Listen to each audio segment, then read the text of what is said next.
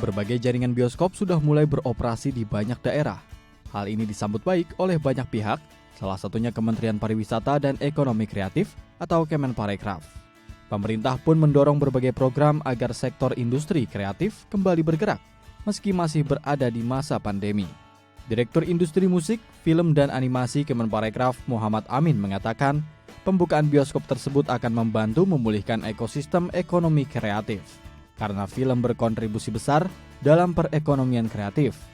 Oleh karenanya, langkah-langkah inovasi, adaptasi, dan terutama kolaborasi perlu dilakukan oleh para pelaku ekonomi kreatif dalam membangkitkan perekonomian.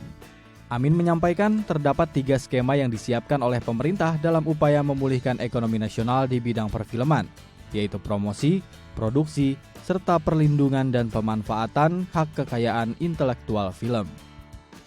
Kami sudah melakukan open call untuk promosi, untuk skema promosi, itu tanggal 1 Oktober kemarin, sampai tanggal 10 Oktober. Nah, skema promosi ini adalah kami membantu promosi 40 film nasional. Film nasional layar lebar atau film panjang layar lebar sebanyak 40 film. Satu film mendapat biaya bantuan promosi sampai 1,5 miliar, Mbak. Wow.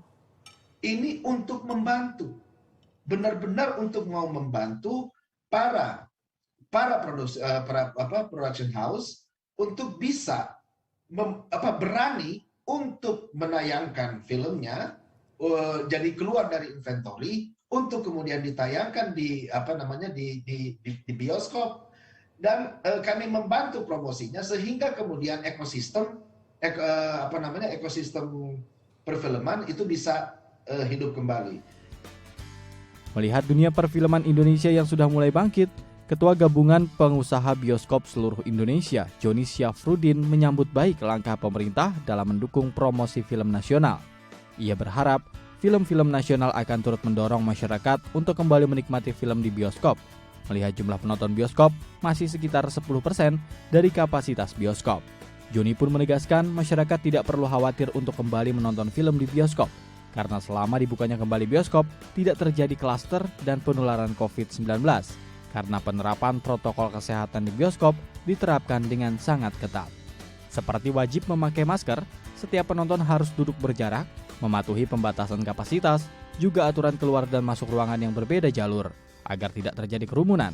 Tidak hanya itu, penerapan screening dengan aplikasi Peduli Lindungi juga diberlakukan bagi mereka yang memasuki ruang bioskop. Nah, ketika sekarang ini kita meningkatkan untuk penelitian, kita ajak dari laboratorium dari internasional, ambil partikel-partikelnya sebelum penonton masuk. Begitu penonton masuk, setelah bubar, kita ambil lagi sampel ini, kita tes. Semuanya negatif. Makanya 9 bulan itu tidak ada klaster di bioskop. Cuma didengang-dengungin aja, bioskop itu berbahaya, ini yang nggak bagus.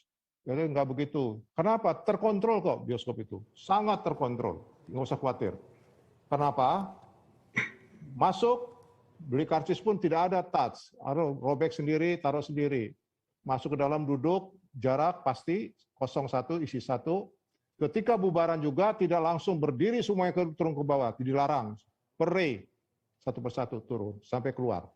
Itu sudah kita lakukan. Alhamdulillah itu bagus kok. Novi Permatasari, Tim Liputan, The ITV.